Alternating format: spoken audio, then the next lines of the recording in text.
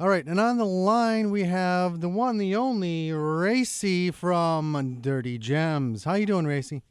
Good. How are you? Wonderful. Welcome back to the show. Yeah, thanks for having me again. It seems like a whole year ago that we spoke to you last time. I know. I mean, I think, when was that? It was August, I think, actually. It feels like a year ago. Oh, it could have been sooner. I don't know. I think it was over the summer. I remember being somewhere near a beach at that time. Oh, lucky you. Yeah. Now you're stuck in Connecticut. Oh, well. Well, not stuck. So we're looking forward to tonight. You're going to be performing at Kelly's Pub as part of the Swan Day CT celebration. So yes. How many have you participated in so far this is actually my second, or our second. Oh, okay. So last year was the first. Okay. Mm-hmm.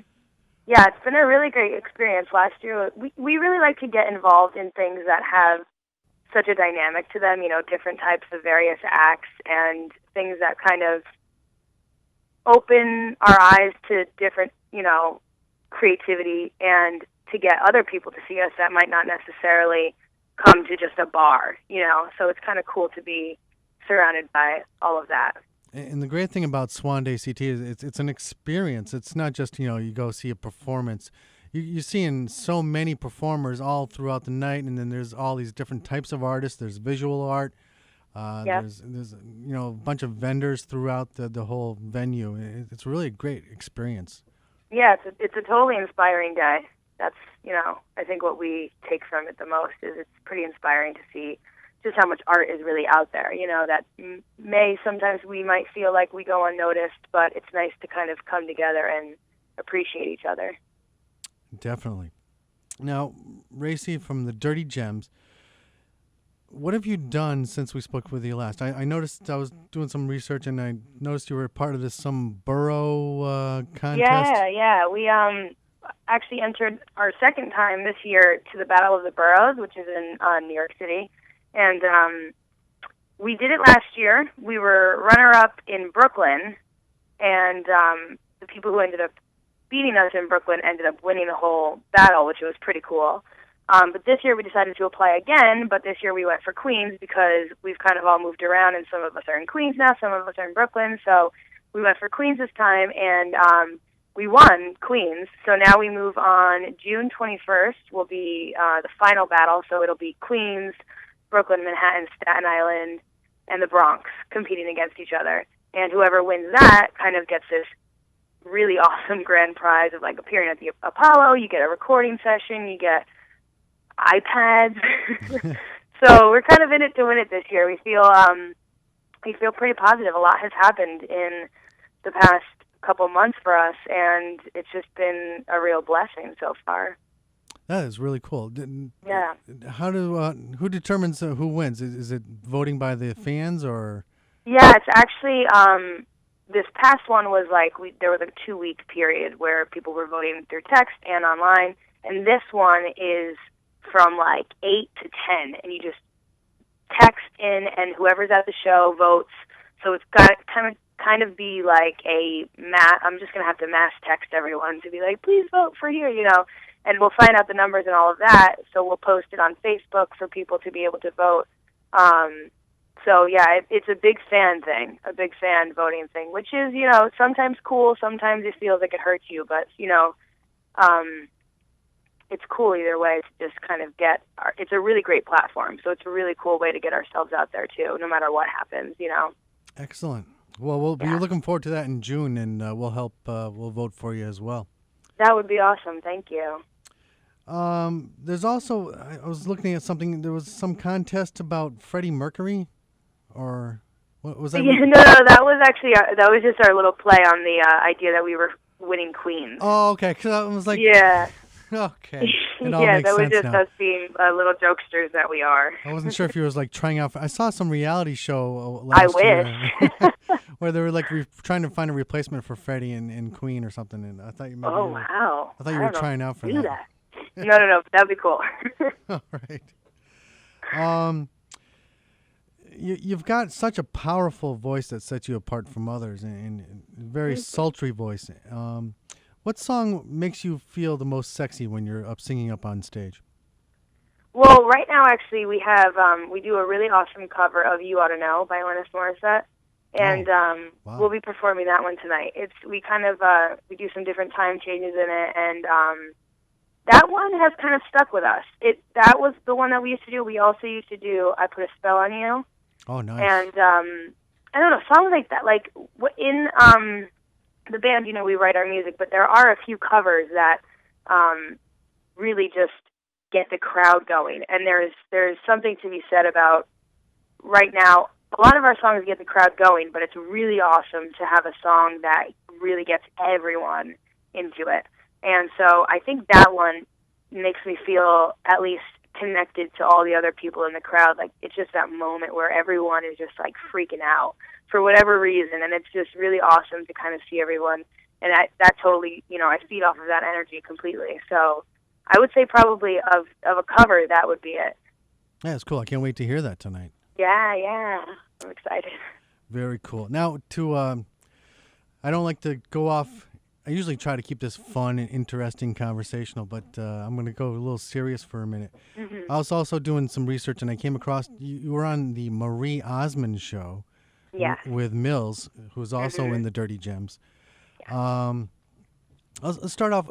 How was it being on that show? I didn't know that she was back in show business again. Yeah. It was actually kind of a cool thing because we got connected with the show because I knew a girl who was on So You Think You Can Dance, and last season she reached out to me and asked if she could dance to one of our songs that was off of our EP that we released last year called Where. And so she danced to it on the show, and it was a really cool thing to kind of just see someone dancing on TV, And we just reached out to the producers, kind of being like, thank you so much, it was great. And they got back to us, and they were like, do you want to be on the show? So we were kind of like, yes. So we went out to LA, and it was an absolutely amazing experience. I actually lost my voice the day of the show. Oh, man. And, completely. I woke up, and I just, had no voice.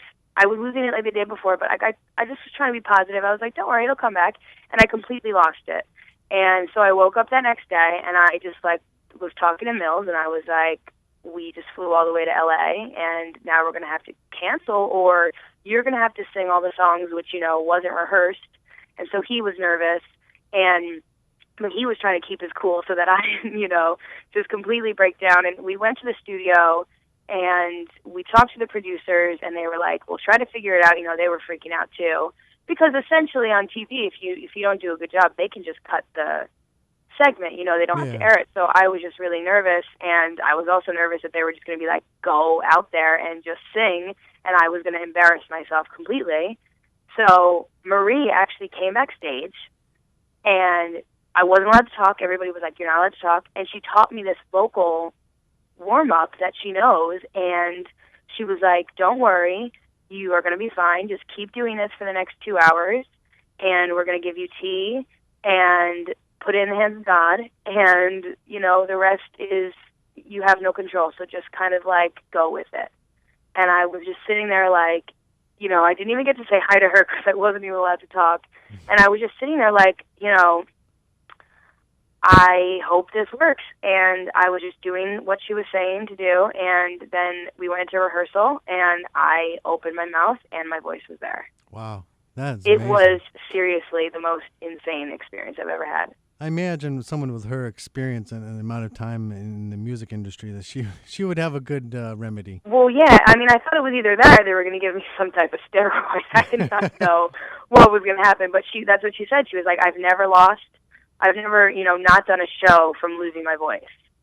So you'll get through it. And so now I feel like that experience was put in front of me to just show me that there is literally, after that, as a singer, losing your voice and being able to push through it, there's literally nothing that can scare you. You know what I mean? That's perseverance right there. It's crazy. Now, you sang, last week I went to the Facebook page for Swan Day, and I saw that your name was up on the list of the songs you can stream from artists that are going to be appearing at Swan Day. Mm-hmm. And I played the one by you, and without even previewing it, I just knew that it was going to be great. And it was a little more mellower than I usually play on the show, but it was a cool song. And then I when I was doing the research today, I noticed that was the same song that you did at the Marie Osmond show, right? And, Light My Sky. and it's a tribute to the victims of Sandy Hook. Yes, yeah.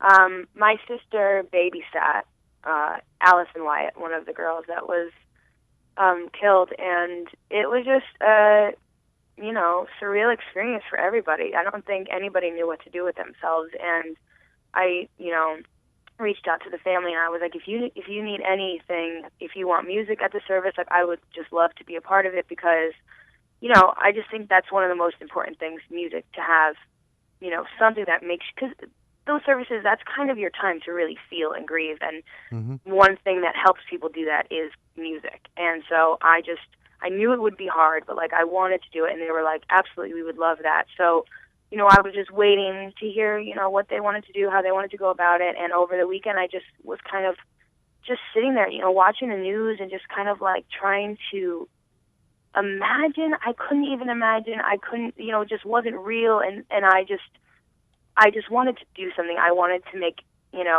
something better if I could. And I wanted to make people feel like I could offer them something that might make them feel like they could heal a little bit.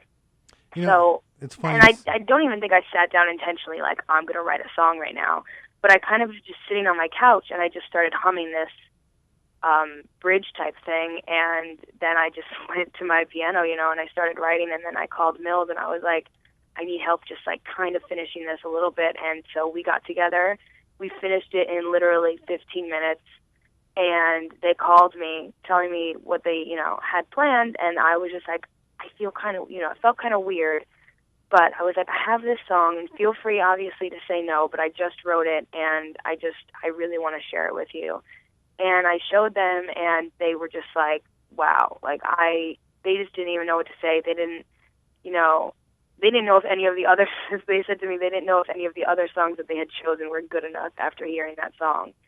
And it was just really, I just felt really blessed to be in that position. I really feel like that song came from somewhere else. I don't know exactly where that is or what that is, but, it's just kind of one of those moments where you're just like in a position now to kind of offer some comfort to people, and that was a really amazing thing. It's odd that, it's funny that you mentioned the word healing earlier, because when I first listened to the song and listened to the lyrics, it's like my first impression was this is such a great healing song for anybody who was affected by the tragedy out in Sandy Hook. And it kind of reminded me of the song that Five for Fighting, it was popular. Superman was after 9/11. A lot of people, felt close to that song.